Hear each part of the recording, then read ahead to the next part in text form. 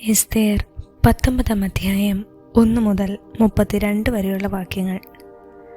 12 മാസമായ ആദാർ 13 ദിവസം രാജാവിൻ്റെ കൽപ്പനയും വിളംബരവും നിർവഹിക്കപ്പെടേണ്ട ആ ദിവസം, യഹൂദരെ കീഴടക്കാമെന്ന് അവരുടെ ശത്രുക്കൾ പ്രതീക്ഷിച്ചിരുന്ന ആ ദിവസം, യഹൂദർ തങ്ങളുടെ ശത്രുക്കളുടെ മേൽ വിജയം നേടുന്ന ദിവസമായി മാറി.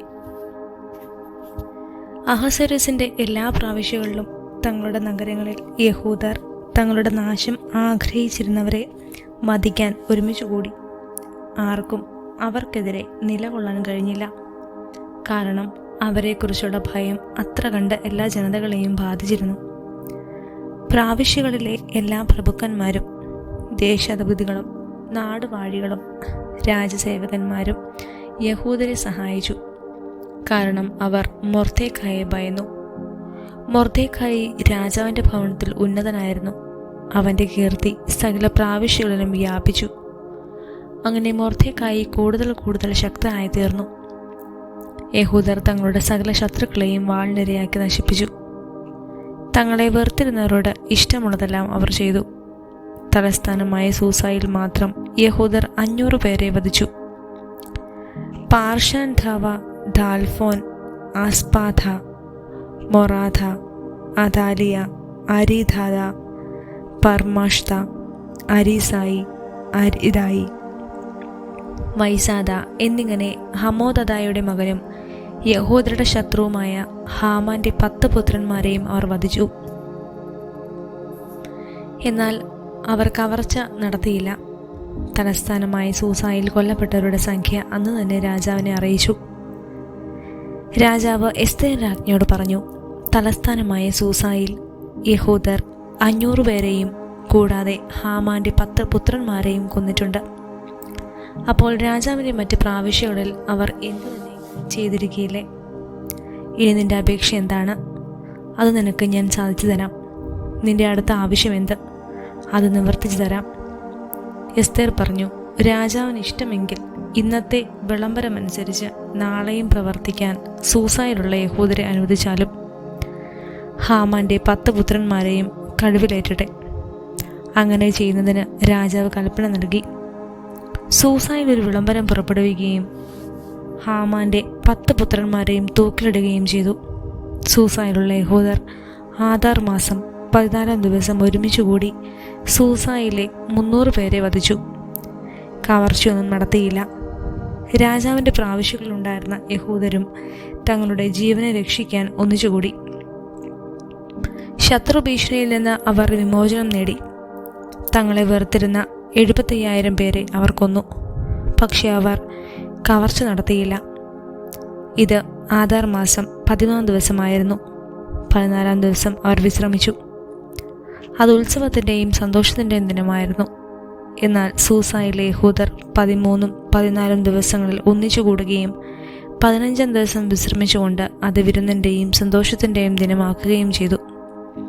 ഇതുകൊണ്ടാണ് ചെറിയ പട്ടണങ്ങളിൽ വസിക്കുന്ന ഗ്രാമീണരായ യഹൂദർ ആദാർ മാസം 14-ാം ദിവസം സന്തോഷത്തിൻ്റെയും വിരുന്നിൻ്റെയും വിശ്രമത്തിൻ്റെയും സമ്മാനങ്ങൾ പരസ്പരം കൈമാറുന്നതിൻ്റെ ദിനമായി ആചരിക്കുന്നത്. മൊർദെഖായി ഇതെല്ലാം രേഖപ്പെടുത്തി.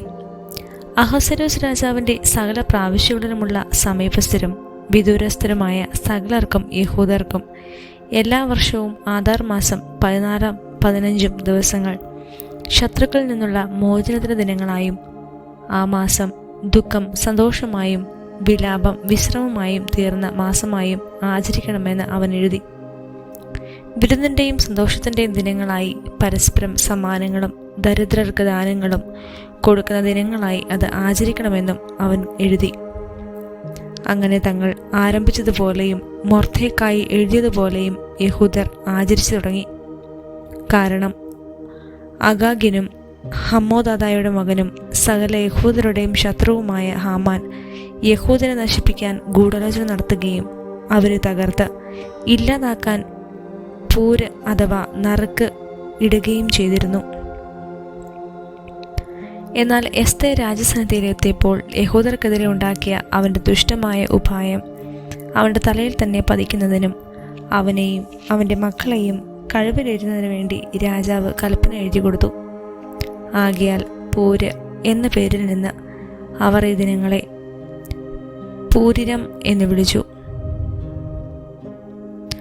ഈ കത്തിൽ എഴുതിയിരുന്നതും ഇക്കാര്യത്തിൽ തങ്ങൾക്ക് നേരിടേണ്ടി വന്നതും സംഭവിച്ചതുമായ കാര്യങ്ങളും നിമിത്തം തങ്ങളും തങ്ങളുടെ സന്തതികളും തങ്ങളോട് ചേർന്ന് വരുന്നവരും എഴുതപ്പെട്ടതനുസരിച്ച് മുടക്കം കൂടാതെ ഓരോ വർഷവും ഈ സമയത്ത് ഈ 2 ദിവസങ്ങളും ഓരോ തലമുറയിലും ഓരോ കുടുംബത്തിലും പ്രാവശ്യത്തിലും നഗരത്തിലും ഓർമ്മിക്കുന്നതിനും ആഘോഷിക്കുന്നതിനും പൂരിരം ദിനങ്ങൾ മറന്നു കളയുകയോ ഈ ദിനങ്ങളുടെ ഓർമ്മ തങ്ങളുടെ സന്തതികളുടെ ഇടയിൽ നിന്ന് മാഞ്ഞു പോവുകയോ ചെയ്യാതിരിക്കുന്നതിന് വേണ്ടി യഹൂദർ നിയമം നിർമ്മിക്കുകയും അപ്രകാരം ആചരിച്ചു പോരുകയും ചെയ്തു. അബിഹായേലിന്റെ മകളായ എസ്തേർ രാജ്ഞിയും യഹൂദനായ മൊർദെഖായിയും പൂരിമിനെ സംബന്ധിക്കുന്ന ഈ 2ാമത്തെ കത്തിന് രേഖാമൂലം ആധികാരികമായി സ്ഥിരീകരണം നൽകി. സമാധാനത്തിൻ്റെയും സത്യത്തിൻ്റെയും വാക്കുകളിൽ അഹസ്വേരോസിൻ്റെ 127 പ്രാവശ്യങ്ങളിലുമുള്ള സകല യഹൂദർക്കും കത്തുകൾ അയച്ചു.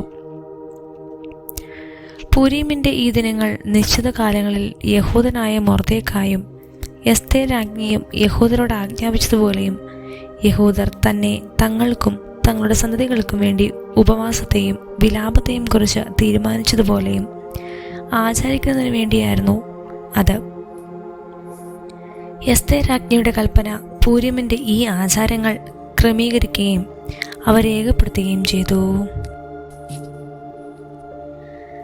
എസ്തേർ 20-ാം അധ്യായം 1 മുതൽ 13 വരെയുള്ള വാക്യങ്ങൾ. അഹസ്വേരോസ് രാജാവ് ദേശത്തും തീരപ്രദേശങ്ങളിലും കരം ചുമത്തി. അവൻ്റെ വീരപ്രവർത്തികളും മൊർദെഖായിക്ക് നൽകിയ ഉന്നത സ്ഥാനങ്ങളുടെ വിവരവും മോദിയയിലെയും പേർഷ്യയിലെയും രാജാക്കന്മാരുടെ ദിനവൃത്താന്തത്തിൽ എഴുതപ്പെട്ടിട്ടുണ്ടല്ലോ.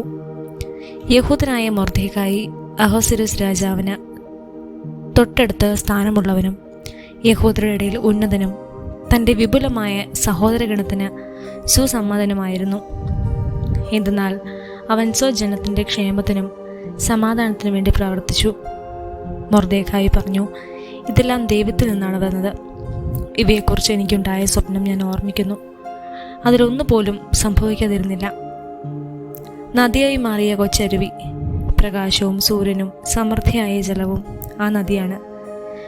രാജാവ് പരിഗ്രഹിച്ച് രാജ്ഞിയാക്കിയ എസ്തേർ 2 ഭീകരസത്വങ്ങൾ ഹാമാനും ഞാനുമാണ്. ജനതകൾ യഹൂദരുടെ നാമം നശിപ്പിക്കാൻ ഒരുമിച്ച് കൂടിയവരാണ്.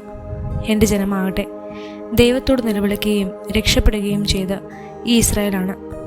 കർത്താവ് തൻ്റെ ജനത്തെ രക്ഷിച്ചിരിക്കുന്നു. ഈ തിന്മകളിൽ നിന്നെല്ലാം കർത്താവ് ഞങ്ങളെ മോചിപ്പിച്ചിരിക്കുന്നു. ജനതയുടെ ഇടയിൽ സംഭവിച്ചിട്ടില്ലാത്ത വലിയ അടയാളങ്ങളും അത്ഭുതങ്ങളും ദൈവം ചെയ്തിരിക്കുന്നു. ഈ ലക്ഷ്യത്തിനു വേണ്ടി ദൈവം തൻ്റെ ജനത്തിന് ഒന്നും മറ്റെല്ലാ ജനതയ്ക്കും വേണ്ടി മറ്റൊന്നുമായി 2 നറുക്കുണ്ടാക്കി. നറുക്കിൻ പ്രകാരം സകല ജനതകളുടെയും ഇടയിൽ ദൈവം നിശ്ചയിച്ച നാഴികയിലും നിമിഷത്തിലും ദിവസത്തിലും സംഭവിച്ചു. കർത്താവ് തൻ്റെ ജനത്തെ സ്മരിക്കുകയും തൻ്റെ അവകാശത്തിനു വേണ്ടി പ്രതികാരം ചെയ്യുകയും ചെയ്തു. ആകയാൽ അവർ ആദാർ മാസം 14-ഉം 15-ഉം ദിവസങ്ങളിൽ ദൈവസന്നിധിയിൽ ആനന്ദത്തോടും ആഹ്ലാദത്തോടും കൂടി സമ്മേളിച്ച് തലമുറ തലമുറയായി തൻ്റെ ജനമായ ഇസ്രായേലിൽ എന്നേക്കും ഇത് ആചരിക്കണം.